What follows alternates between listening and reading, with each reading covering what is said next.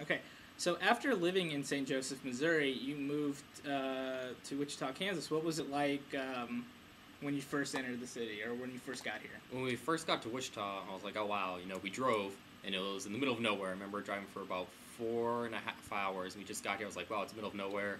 It's really flat because surprisingly around St. Joseph, Missouri, we had hills. I just remember we're driving and it was just flat, and I was like, wow. And we moved into an apartment, and my parents weren't going to buy a house right away. They wanted to test out how the city was on us. And I remember going to the independent school for the first time, and I was like, it's really interesting because I had only gone to Catholic schools because the towns we lived in, the Catholic schools were better educational wise. And this is the first time I went to a school that was non-religious and private. It was like really surprising to see all these different religions there because the entire time growing up I was like everyone's Catholic, and that's the first time I ever met like Protestants and Islamic people and Jewish people. I was like, wow, it was pretty eye-opening on that level. All right. So you said you lived in an apartment.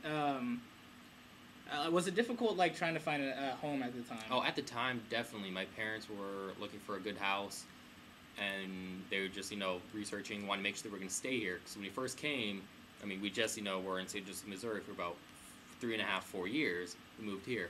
I wasn't expecting to stay that long, because by this point, I was kind of used to just moving around. I'd say every, 3 to 4 years, we just, move. So when we first came to Wichita, I was just like, okay, we're going to be in an apartment. Probably just going to be here for about 2 years, and we're just going to move. So maybe my parents aren't looking for a house, just a temporary place to stay. So we probably lived in the apartment, I'd say, for about a year, year and a half, until they find, a nice house in a developing neighborhood. That was pretty cool, and it wasn't overpriced. And yeah, we moved in, and then we moved in. I was just like, oh, we probably won't be here for long.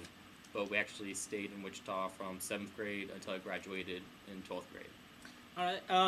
Were you able to find the whole Polish background? Were you able to find people that you kind of shared cultures with? Surprisingly, we did. We attended St. Thomas Aquinas for Mass, and one of the priests there, Father Dan Spexarth, actually came from a Polish family. And one of the big Polish traditions is every Easter you bless the Easter basket. And we were going to church, around Easter time, that first time in 7th grade, and they handed out a pamphlet being like, Polish Easter basket blessing. My parents were like, oh, perfect. So there's actually a really small Polish community at St. Thomas, and, we've been going every Easter. My parents made really good friends with, some of the families, and we kind of just, grew our own Polish community here and have Thanksgiving together, even though that's an American holiday. It's pretty funny. My sister and I always joke that we were the only American-born celebrating Thanksgiving. We would have Christmases, and we basically developed that whole community that my parents had in St. Louis that they didn't have for the longest time. We rebuilt it here in Wichita. That's good.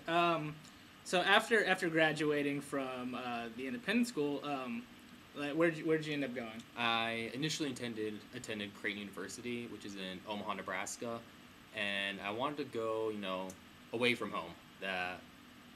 I was thinking about Kansas University, but that was just way too close. Omaha is about 5 hours away, and it's still in the Midwest, and it was a Jesuit school, which I was looking for. And it was interesting attending there, but it was too small. Independence, really small high school. I thought I could deal with a small university, college, and it was about 4,000 kids. It was just, way too small. The campus wasn't really appealing. So I was looking at other places to transfer. And my third semester, I transferred to Boston College in Chestnut Hill, Massachusetts. So you've gone from basically St. Louis to Minnesota to Chicago or to Illinois, Missouri, ended up in Wichita, then Omaha, and then you ended up in Boston. What was it like moving from primarily kind of Midwest area to northern area, and then moving all the way to the East Coast? Oh, that was a culture shock. Everyone, makes all these jokes about stereotypical Boston people. Those, majority of those are totally true. I remember getting off on the train and, being like, hey, I'm asking for directions on where to go to get Boston College, and first guy just flips me off, and he goes, he just flips me off and walks by. I was like, wow, that actually happened. So I was like, wow, and everyone's just so fast. And when I first moved up to Boston College, my friends, when I was talking to them, for the first time, they would always ask where I'm from. And I was like, Kansas. Why? Oh, you speak like a Midwesterner. What do you mean? You talk a lot slower than us, and whenever you walk, you kind of have this weird, slow gait. And I'm like, what do you mean? And then I kind of just stopped and looked at Kansas. I'm in the middle of campus. I was like, wow, these kids are walking really fast. They're always on the phone. They're always doing something. I was like, that's not the way it is in Kansas at all. Everyone's like nice and holds the door open. And the first time I did that, like, this girl gave me this look just like, what are you doing? Why aren't you walking through? And I got that, all the way up until my senior year at Boston College. Like, you hold the door open and people are like, what are you doing? People are like, you talk pretty slow and you say like some words a different way than we do up here. And I don't know, it was a pretty big culture shock at first.